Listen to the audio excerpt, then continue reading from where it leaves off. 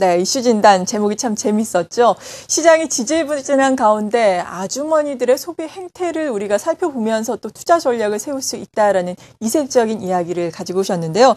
실제로 미국 월가의 전설적인 투자자인 피터 린치는 쇼핑을 갔다 온 부인의 말을 귀담아 들으면서 또 투자 전략을 세우기도 했다고 합니다. 어떤 이야기인지 궁금하실 텐데 도움 말씀 주실 분 바로 모셔보겠습니다. 현대증권의 오은수 연구원 나오셨습니다. 안녕하세요. 네, 안녕하십니까? 네, 아주머니들의 소비 형태를 보면은 투자의 트렌드를 알 수 있다라는 이야기인데요. 최근의 트렌드가 어떻습니까? 예, 일단 제가 주목하고자 하는 부분은 그 아줌마들이라고 하면은 이 가계 구매 최전선에 있는 부분이기 때문에 그 가장 그 쇼핑이라든지 어떤 구매 트렌드에 상당히 밝다는 점이 일단 한 가지 포인트가 되겠습니다. 그런데 이 아줌마들의 쇼핑 형태가 이제 다소 변화가 생겨나고 있기 때문에 이 부분을 좀 말씀을 드릴 텐데요. 바로 이제 해외 직구라고 볼 수 있겠습니다. 해외 직구는 해외 인터넷 쇼핑의 이제 줄임말 정도라고 보시면 되겠는데요. 우리 차트를 보시면서 말씀을 드려보면요. 네. 일단 2012년 해외 인터넷 쇼핑 규모를 놓고 보면은 한 6억 4천만 달러 정도가 됩니다. 우리가 2008년 대비해서 놓고 보면은 한 3.7배 수준이고요. 전년 대비 상승률만 따져도 한 49% 정도에 이르는 고속 성장입니다. 이렇게 시장 규모가 커져나가고 있다라는 부분들은 분명히 우리가 이제 좀 인지를 해야 될 부분이고요. 인터넷 쇼핑, 국내 온라인 인터넷 그 쇼핑 규모만 놓고 본다면은 대략 35조 원 정도, 그리고 전년 대비 10% 성장을 예상을 하고 있는데요. 이 부분 그 35조 원 전체 규모에 비해서 해외 인터넷 쇼핑 규모가 6억 4천만 달러라는 것은 약간 좀 규모가 작긴 하지만 그 성장세를 감안한다면은 분명히 최근 어떤 쇼핑 트렌드에 분명한 변화가 나타나고 있다라고 좀 봐야 될 것 같습니다.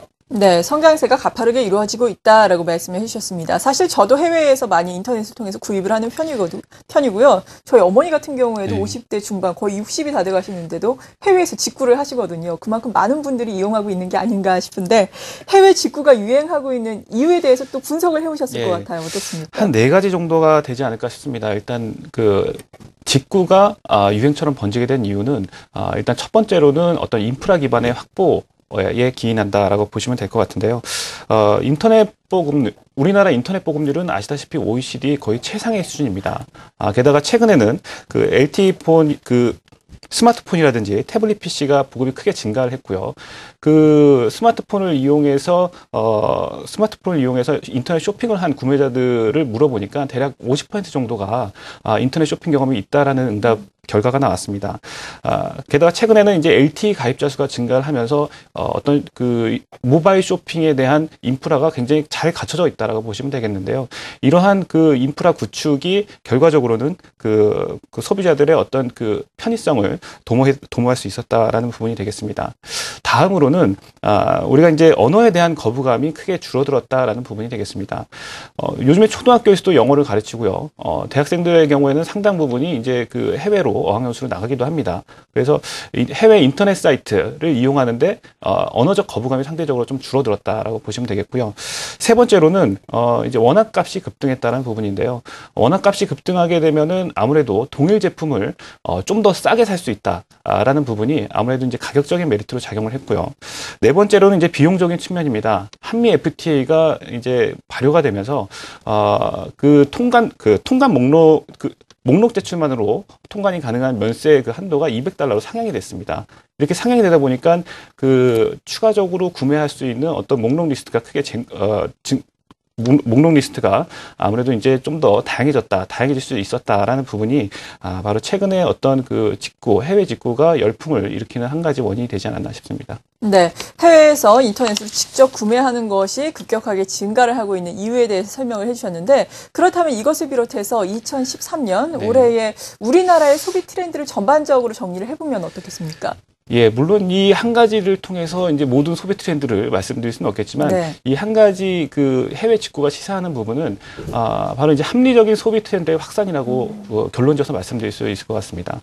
국내 경제 성장률은 한국은행이 예측했듯이 한 2.8% 정도, 3%가 좀 안 될 것 같습니다. 만약에 이렇게 그 어떤 수출이라든지 소비 환경이 크게 개선되지 못하고 있는 환경이라면 소비자들 역시도 어떤 그 낮은 가격대에서 어떤 그 소비 욕구를 최대화시킬 수 있는 이런 소비 패턴을 보일 가능성이 높다라는 부분이고요.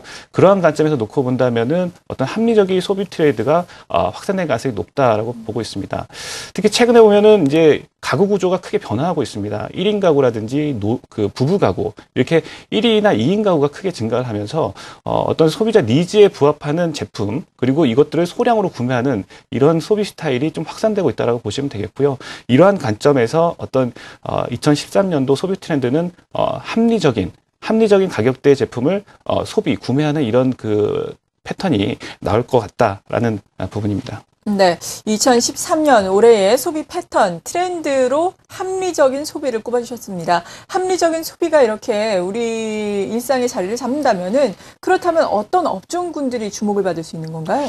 일단 소비재 기업이라고 말씀드릴 수 예. 있겠는데요. 저희 작년 7월 달에 어떤 인구 구조의 변화와 관련된 리포트를 한번 낸 적이 있었는데요. 저희가 주목하는 기업들은 바로 이제 자라를 통해서 널리 알려진 의류 기업이죠. 인디텍스와 같은 어떤 스페인의 기업, 그리고 우리가 그 노스페이스로 잘 알려진 VF와 같은 기업들. 이러한 기업들의 경우에는 기존 시장을 뛰어넘어서 중산층이 크게 확대되고 있는 신흥 아시아 시장 쪽에서 크게 비즈니스를 확대를 하고 있는 기업들이고요. 이런 기업들에 주목하자는 말씀을 드린 적이 있습니다. 최근에 어떤 그 합리적인 소비 트렌드를 말씀을 드렸는데요. 이런 그 기치에 부합하는 기업들이 바로 이제 이런 기업들이라고 보시면 되겠고요.